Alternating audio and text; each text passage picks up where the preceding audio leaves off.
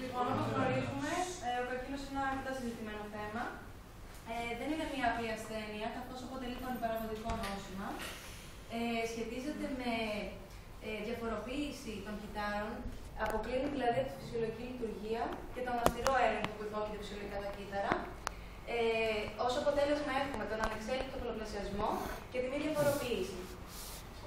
Αυτό έχει ως αποτέλεσμα τη δημιουργία μιας μάσας καρκινικών κυττάρων, λεγόμενος όγκος. Τον διαφοροποιούν σε δύο διαφορετικές κατηγορίες. Ο ένας είναι ο καλοήθης. Ο καλοήθης είναι μη μεταστατικός, μη διαιτητικός.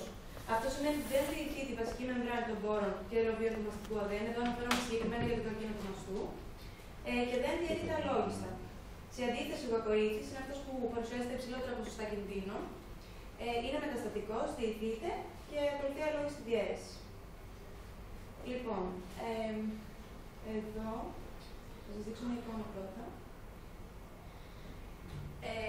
Τα σημεία που εξετάζουμε κυρίως στον καρκίνο στο μαστό είναι το νούμερο 3, που είναι τα λοβία, από εκεί ξεκινάει η παραγωγή γάλακτος, και το 6, που είναι οι γαλακτοφόροι αδένες, όπου από εκεί εξέρχεται το γάλα από τη θηλή.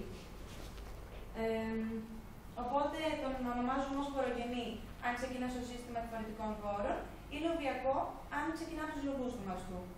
Επίσης, αξίζει να αναφερθεί ότι τα εμπλεκόμενα γονίδια για τον καρκίνο του μαστού αφορούν τόσο το θηλυκό όσο και το ασθενικό άτομο. Για τον καρκίνο των οθικών κάποια γενικά πράγματα. Τα νεοπλάσματα της οθήκης μπορεί να προέρχονται από οποιοδήποτε από τα στοιχεία που αποτελούν την όριμη οθήκη, δηλαδή το επιθύλιο. Και επίσης, υπάρχει περίπτωση ανάπτυξης και μεταστατικών όγκων από περιφερικούς ιστούς, δηλαδή το ενδομήτριο, το γαστρεντερικό σύστημα, αλλά και τους μαστούς.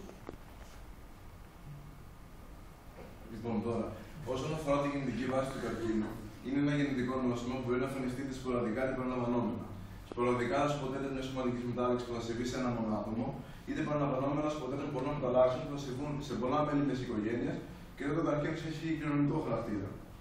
Δύο τυπογονίδια έχουν προκαλούν τον καρκίνο. Ένα είναι τα γονίδια και άλλο τα αποκαταστατικά γονίδια. Τα γονίδια είναι μεταλλαγμένα ενόμορφα από το γονιδίο. Τα πρωτογονίδια είναι φυσιολογικά γονίδια που βρίσκονται στον οργανισμό μας και κωδικοποιούν πρωτεΐνες που υπάρχουν ή που είτε θα υπάρχουν με κυτταρική άκρηση είτε θα προωθήσουν την απόπτωση. Τα αποκαταστατικά γονίδια είναι τα γονίδια φρουρή και τα γονίδια κυτταρικής φροντίδας. Αυτά λοιπόν εμποδίζουν τη δημιουργία όγκων, είτε με τη λήψη που ρυθμίζει τον κυτταρικό κύκλο σε σημείο ελέγχου, είτε πάγουν τον πραγματισμένο κυτταρικό θάνατο. Τώρα, λίγο πιο ειδικά, θα αναφερθώ σε δύο γονίδια, το BRCA1 και BRCA2, οι μεταλλάξεις των οποίων μπορούν να συμβάλλουν και στο καρκίνο του μαστού και στο καρκίνο των οθικών. Οι μεταλλάξεις από τα γονίδια αυξάνουν σε πολύ μεγάλο βαθμό την προδιάθεση για την εμφάνιση της νόσου. Το BRCA1 εντοπίζεται στο 17χρονο στο μεγάλο βραχίωνα και το BRCA2 εμφανίζεται στο χρονόσωμο 13 στο μεγάλο βραχίωνα και είναι υπεύθυνα για το μισό και των τρίτων περιπτώσεων του καρκίνου του μαστού. Στους καρκινικούς ιστούς ασθενών που φέρνουν μεταλλάξεις στα γονίδια αυτά, συχνά παρατηρείται απόλυτη ζυγωτία που αφορά το φυσιολογικό αλληλόμορφο και αυτό μπορεί να συμβεί είτε με υπερεπιθυλίωση του προκινητού γονιδίου είτε με κάποιες άλλες διάφορες επικοινωνικές αλλαγές. Τα γονίδια αυτά λοιπόν κωδικοποιούν πυρηνικές πρωτεΐνες οι οποίες εντοπίζονται στο ίδιο πολυπρωτεϊνικό σύμπλοκο. Αυτό το σύμπλοκο σχετίζεται με την κυτταρική απόκτηση σε περίπτωση θράψης, όπως συμβαίνει φυσιολογικά και κατά τον ανασυνδυασμό, αλλά και φυσιολογικά σπουδαία των βλάβης του DNA. Εδώ βλέπουμε πιο περιστατικά τα δύο αυτά γονίδια. Πάνω είναι το BRCA1. Αυτό που βλέπετε αποτελείται από 24 εξώνια, 22 αυτό δεν κωδικοποιεί. Βλέπουμε ότι στη θέση 2 και στην θέση 20, δεν φαίνεται καλά εδώ, είναι με αστερίσκο. Αυτά δεν τα κωδικοποιεί. Το γονιδικό πριόν λοιπόν αυτό είναι μια πυρηνική φωσφοπρωτεΐνη που περιλαμβάνει μια λυμφική περιοχή για την επίδραση με το προϊόν του γονιδίου BARD1, δύο BRCA περιοχές για την εγγραφή μεταγραφή του DNA κατά τη διάρκεια της επιδιόρθωσης, αν αυτή χρειαστεί, μια άλλο περιοχή πρόσθεσης, ένα μοτίβο γκράνι και ένα σύμβολο πυρηνικού εντοπισμού. Τώρα, στο γονίδιο BRCA2, το εξώνιο ΕΡΙΚΑ περιέχει τόσες ομάδες περιοχών που σχετίζονται με τον καρκίνο των οθικών, όχι μόνο το μαστό, και αυτό έχουν αναλείψει BRC, εδώ με τα κόκκινα, οι οποίες απαιτούνται για τη σύνδεση 051. Οι μεταλλάξεις σε αυτό το συγκεκριμένο σημείο συνδέονται με πολύ μεγαλύτερο κίνδυνο ποσοστό εμφάνισης καρκίνου των οθικών σε σχέση με καρκίνο του μαστού. Και τώρα θα πάμε σε έναν από τους τρόπους με τους οποίους ένα κύτταρο, σε έναν από τους μηχανισμούς που ένα κύτταρο μπορεί να αποφυλαχθεί από μια τυχαία βλάβη του DNA. Κύριο ρόλο εδώ παίζει το P53. Αυτός λοιπόν είναι ένας μεταγραφικός παράγοντας που ελέγχει την παρουσία βλαβών του DNA στη φάση G1 και προκαλεί την αναστολή της εξέλιξης του ιατρικού κύκλου, είτε απόψε αν χρειάζεται, αν δεν μπορεί να επιβληθεί η βλάβη. Εκφράζεται πάρα πολύ μικρές ποσότητες γιατί είναι πολύ ασταθής και αποτελείται από το πρωτεάσωμα. Μπορεί να ενεργοποιηθεί από γάμμα ακτινοβολία, από περιόδο, από άλλες αμυτασίες, από συνθήκες στρες, δηλαδή σε χαμηλή συγκέντρωση οξυγόνου. Βλάβες στο DNA μπορεί να αποκαλέσει την απογωγή της ATM, κάτι που θα δούμε πιο αναδυνατό. Εδώ λοιπόν είναι το μονοπάτι του P53 και περιλαμβάνει ένα μεγάλο καταράκτη δράσεων. Πιο αναλυτικά, μια βλάβη στο DNA μπορεί να επάγει την ATM. Η ATM είναι μια DNA εξαρτώμενη πρωτεϊνική κοινάση, η οποία θα φωσφοριλιώσει την P53 και θα την κάνει πιο σταθερή και θα φτιάξει τη συγκέντρωσή τη. Γιατί είπαμε ότι είναι ασταθής ένταση αυτή.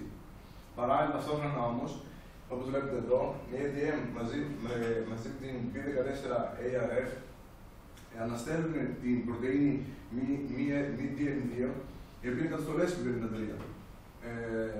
Η ενεργοποίηση τώρα της P53 μπορεί να ενεργοποιήσει μια σειρά από διαστόχους που καθένα έχει διαφορετικές λειτουργίες. Για παράδειγμα, για την αναστολή της κυταρικής άξης, βλέπουμε εδώ την AGFP3, για να προωθήσει την απόκτηση bugs, για την επιβίωση του DNA GARD45 και παράλληλα ενεργοποιείται η πρωτεΐνη που είπαμε πριν, MIDM2, η οποία θα καταστήλει το P53 και έτσι κλείνει ένας φαύλος κύκλος αυτορύθμισης του P53 μέσα στο κύτταρο. Τώρα θα μιλήσουμε για τους υποδοχείς των αυξητικών παραγόντων και τους αυξητικούς παράγοντες, πώς εμπλέκονται στους καρκίνους γενικά. Οι υποδοχείς των αυξητικών παραγόντων αποτελούνται από μια εξωκυτάρια αιμοτελική περιοχή, όπου γίνεται η εκλεκτική σύνδεση του αυξητικού παράγοντα, μια διαμεμβρανική περιοχή δομής α-έλικας, όπου συγκρατεί τον υποδοχέα στο κύτταρο, και μια καρποξυτελική κυταροπλασματική περιοχή που εμφανίζει ενεργότητα κοινάσης της τυροσίνης, ΚΤΑ ιδιότητα.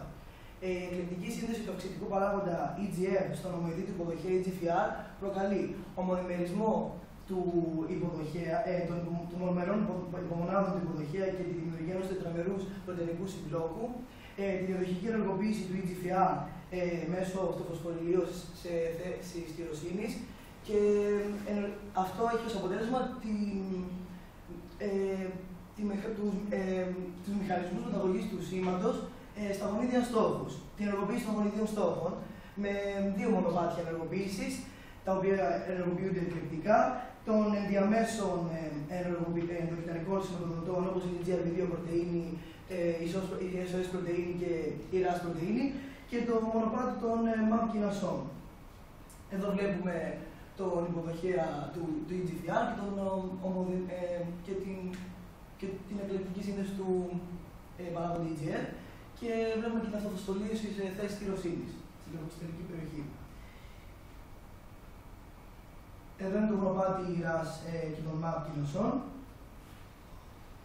Αρχικά γίνεται η πρόσθεση της GRB2 πρωτεΐνης στον αυτοφωσφοριλιωμένο υποδοχέα EGFR, και έτσι προκαλείται μετακίνηση του συμπλόκου, ενώ στη συνέχεια η GRB2 πρωτεΐνη έχει ως αποτέλεσμα την ενεργοποίηση της SOS πρωτεΐνης, η οποία είναι μια κυταροπλασματική πρωτεΐνη, που στη συνέχεια ενεργοποιεί την RAS πρωτεΐνη με αντικατάσταση του GTP προς GTP.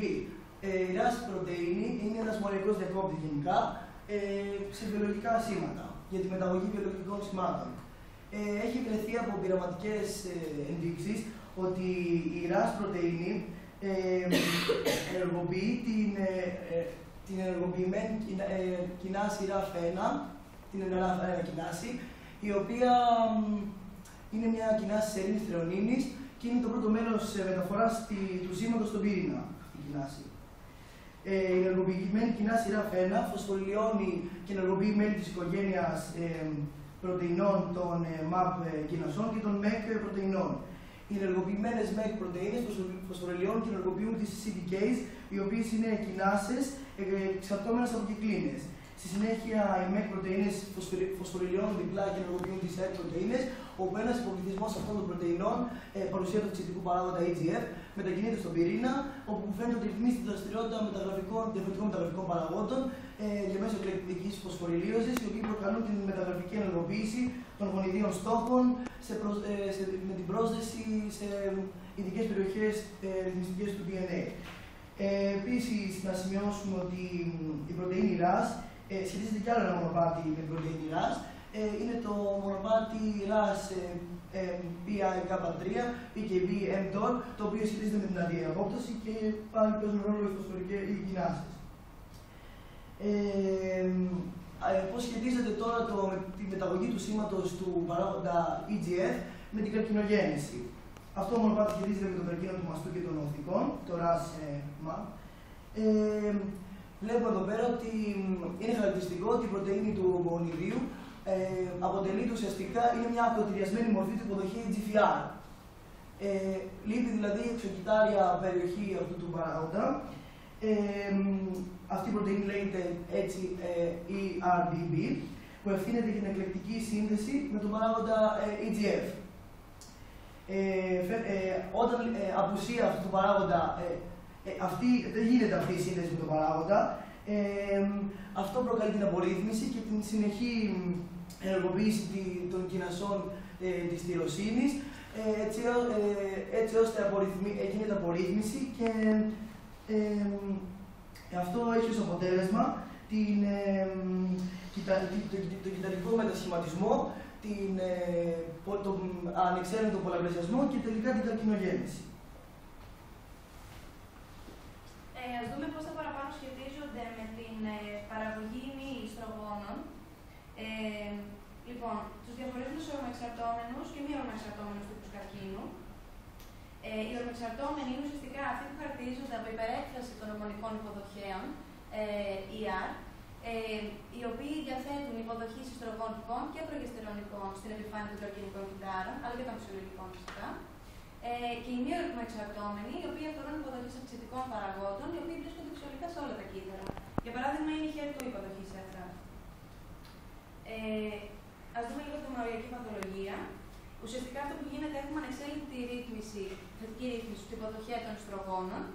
Αυτό έχει ως αποτέλεσμα την αύξηση του επίπεδου των ιστρογόνων στο πλάσμα. Και αυτό γίνεται με δύο δραστικά μονοπάτια. Το ένα είναι τις οραματάσεις, το βλέπουμε στα αριστερά, και στα δεξιά το μονοπάτι της σουλφατάσης και της αρωματάσης. Λοιπόν, ένα λεπτάκι, το οποίο συνεχίζει σε δύο καταρράκτες ουσιαστικά, αυτά γίνονται ταυτόχρονα. Ο ένας οδηγεί σε αύξηση του κυτάρου και το άλλο σε απόκτηση αυτοκινών παραγόντων, οι οποίοι είναι μυτογόνοι. Λοιπόν, συγκεκριμένα, τις αρωματάσεις στο μονοπάτι, η οποία είναι συγχετάση των μυτογόνων, ανήκει στην οικογένεια του κοιτοχρώματος P450 και καταλήγει τρεις βασικές αντιδράσεις υδροξυλίωσης. Υψηλά επίπεδα δραστικότητας της αρωματάσης έχουν βρεθεί ότι σχετίζονται με εμφάνιση καρκίνου του μαστού, αλλά και των οχθικών. Όσον αφορά στο μονοπάτι της σουλφατάσης, ρυθμίζει ουσιαστικά τη μετατροπή της θηϊκής ιστρώνης σε ιστρώνη, παράλληλα με τη δράση της θειοτρανσφεράσεις των ιστρογόνων, οι οποίοι είναι αποθέτεις σουλφιδρικλωμάδες, ώστε τα ιστρογόνα να αποδώσουν ανενεργά θηϊκά ιστρώνα και στη συνέχεια η στεροειδή σουλφατάση προλύει τη θηϊκή ιστρώνη σε ιστρώνη. Το μονοπάτι τελικά είναι αυτό, δηλαδή η θηϊκή ιστρώνη, η ιστρώνη, η στραδιόλη, η οποία στη συνέχεια προσδένεται στον ιστρογονικό υποδοχέα. Τώρα, έχει βρεθεί ότι σχετίζεται με ανάπτυξη καρκίνου, μεταλλαγή στον υποδοχέα των ιστρογόνων. Συγκεκριμένα, παρουσιάζονται κάποιες δρομικές τροποποιήσεις, οι οποίες ρυθμίζουν τη δραστηριότητά του από ορμοεξαρτώμενο σε μη ορμοεξαρτώμενο. Αυτό μπορεί να συμβεί λόγω μεταλλαγής, για παράδειγμα, στο γονίδιο του συνδετήρα ψ437D. Και αυτό έχει ως αποτέλεσμα την ανεξάρτητη ενεργοποίηση του συνδετήρα του υποδοχέα από τα ιστρογόνα. Ας δούμε λίγο ποιος είναι ο ρόλος της β-πρωτεϊνικής κινάσης PKB, η οποία δρά σε συνδυασμό με το συνενεργοποιητή NCOα3. Η συγκεκριμένη συνεργασία εντός εισαγωγικών οδηγεί σε κυταρική αύξηση. Η δράση της αναστέλλεται από τον παράγοντα P10 μέσω αρνητικής ρύθμισης. Ωστόσο, σε ορισμένους τύπους καρκίνου έχει βρεθεί ότι ο P10 είναι ανενεργός. Η κυκλίνη D1 Υπερεκφράζεται περίπου στο 50% του συνόλου των καρκινικών κυττάρων του μαστού, αλλά και αλληλεπιδρά άμεσα με την υποδοχή του ιστρογόνου. Και αυτό είναι που είπαμε πριν, στο δεξί κομμάτι. Στο δεξί κομμάτι, ότι οδηγεί στην παραγωγή αυτών των αυτοκτονών παραγόντων, τα οποία είναι μυτογόνα. Πάμε στις κατεμίνες. Οι κατεμίνες είναι μια ομάδα πρωτεϊνών, οι οποίες ανάλογα με το μοριακό τους βάρος χωρίζονται σε α, β και γ κατεμίνες. Είναι μοριακοί συνδέτες και μεταξύ καδερινών και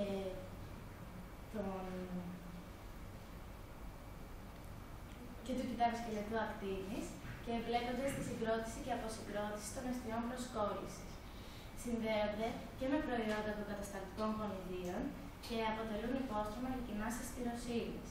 Η α-κατεμίνη ενεργοποιεί την P120 κάσχυνας της στηροσύνης, ενώ η β-κατεμίνη δρά και ως μεταγραφικός ενεργοποιητής.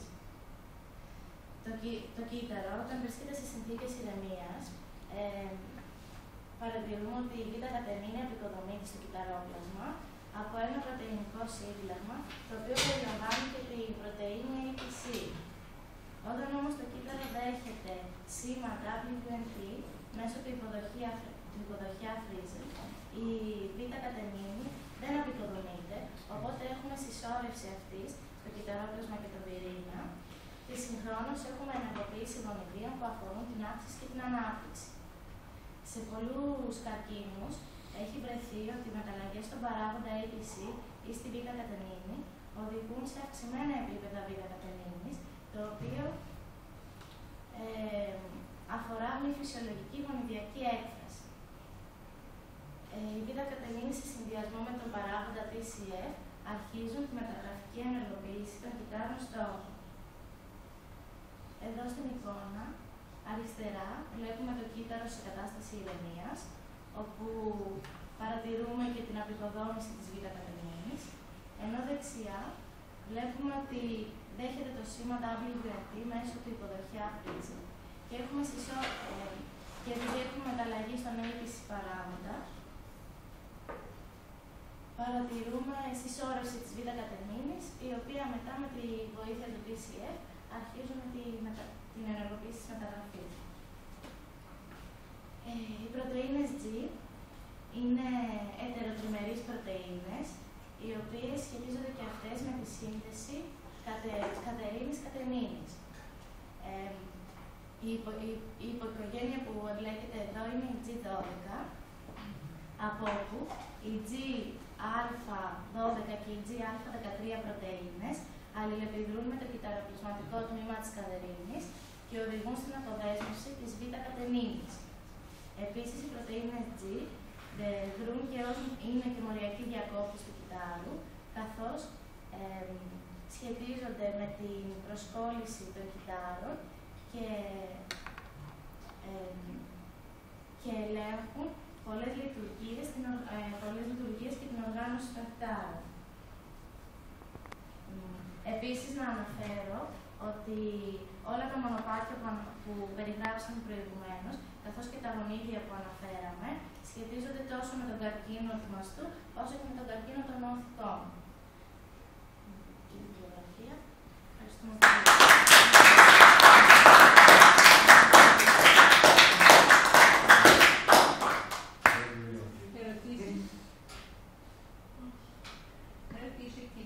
Τι κάνουμε σε καρκίνο μαστού ή οθικών, η προσπέλαση γονιδιακά ποια είναι? Κάνουμε δηλαδή κάτι διαγνωστικά? Μας αναφέρετε ήδη ένα κάτω, εντάξει, θα δει ότι είναι γονίδια που θεωρούνται και οι μεταλλαγές των μελιτών δεν είναι στα 2,92. Τα χρησιμοποιούμε προς το παρόν, κάνουμε κάτι, μας εκπαιδευόμαστε. Από αυτά που είδαμε τουλάχιστον, υπάρχουν κάποια άρθρα που αναφέρονται σε εντός εισαγωγικών γονιδιακή θεραπεία, αλλά αυτό που είδαμε κυρίως είναι χορήγηση ταμοξιφένης. Δηλαδή Άλλο ρωτάω εγώ. Λέω, σε αυτές τις μεταλλαγές που έχουμε βρει στα διάφορα αυτά γονίδια και κυρίως το 2,1 και 2, έτσι, γιατί αυτά θεωρούνται προς στιγμή τουλάχιστον από όσο ξέρουμε τα πιο σημαντικά γονίδια. Μελετώντας μεταλλαγές πάνω σε αυτά τα γονίδια, μας βοηθούν σε κάτι, δηλαδή τις χρησιμοποιούμε ή απλώς προς το παρόν είναι καθαρά ερευνητική δουλειά? Προς το παρόν πιστεύω ότι είναι καθαρά ερευνητική, γιατί αυτά τα γονίδια είναι πολύ μεγάλα γονίδια και υπάρχουν πολλοί πολυμορφισμοί. Είχαμε πει για το μοριακό καριότυπο και όλα αυτά. Και γενικά είναι πολύ ακριβό εάν δεν υπάρχει προδιάθεση, εάν δεν υπάρχει δηλαδή ιστορικό στους συγγενείς να δεις αν έχεις προδιάθεση για αυτά τα γονίδια. Το sequencing είναι πολύ ακριβό. Δεν ξέρω. Άλλο. Να πω λίγο για να διαλύνουμε αυτό λίγο. Σαφέστατα είναι το ότι μιλάμε για δύο πολύ μεγάλα γονίδια. Αυτό το οποίο κάνουμε αυτή τη στιγμή είναι ότι κυρίως ευθυνώνουμε να κάνεις έλεγχο μεταλλαγών στις οικογένειες που είναι κληρονομούμενος του καρκίνου. Εκτός αν συνυπάρχουν κάποια άλλα στοιχεία τα οποία σε οδηγούν στο να κάνεις το μοριακό έλεγχο, αλλά κυρίως το ακολουθούμε σε οικογένειες, όπου εκεί μελετάμε κατά κύριο λόγο για την Ελλάδα. Υπάρχουν κάποια μεταλλαγές οι οποίες έχουν ταυτοποιηθεί ότι είναι οι πιο συχνές για την Ελλάδα, ας πούμε, γιατί ακολουθούνται έναν πολιτισμό. Το οποίο βέβαια σαφέστατα σημαίνει ότι ναι, όντως είναι μια πολύ μεγάλη δουλειά. Όσο ξέρετε το βαθμό συγγένειας, βασικά. Αλλά σίγουρα για το κληρονομούμενο οφείλεις να το μελετήσεις χωρίς να είναι το μοναδικό τρόπο με το οποίο θα πει στον άλλον τι θα κάνει. Έτσι, εγώ αυτό θέλω λιγάκι να μας μείνει, ότι δεν σημαίνει ότι επειδή ξέρουμε οτιδήποτε γονιδιακό πάμε και το λέμε και το χρησιμοποιούμε. Έτσι. Οφείλεις να το συνυπολογίσεις με όλα τα υπόλοιπα που σε αυτές τις ασθένειες που είναι ουσιαστικά παρεμβάλλονται και άλλα γονίδια, οφείλεις να δεις και όλο το υπόλοιπο κόμμα που υπάρχει από πίσω, και να το αξιοποιήσεις και κατά πόσο τι θα πεις, το οποίο προβλέψει το καλύτερο, τι είναι αντικειμενικό, τι κάνει στους ανθρώπους, σε αυτές τις γυναίκες. Γιατί σίγουρα δεν είναι τόσο απλό να πεις επειδή έχει μια μεταλλαγή θα εκφραστεί και άρα γιατί γενικά είναι μαστεκτομή ή δεν ξέρω, ας πούμε, προληπτική έτσι. Ακριβώς. Δηλαδή, θέλω απλώς να πω ότι να μας μένει λιγάκι ότι είναι πάρα πολύ κρίσιμο το ότι μαθαίνουμε όλους αυτούς τους μηχανισμούς και οφείλουμε να τους μάθουμε και αυτή είναι η προσπάθεια που γίνεται όλα τα δεδομένα της βασικής έρευνας να τα πάμε λίγο στη διάγνωση, αλλά δεν σημαίνει ότι ό,τι ξέρουμε βασικά και γονιδιακά, είναι και καλά, πρέπει να πάμε να το χρησιμοποιήσουμε και διαγνωστικά, γιατί εκεί έχει μια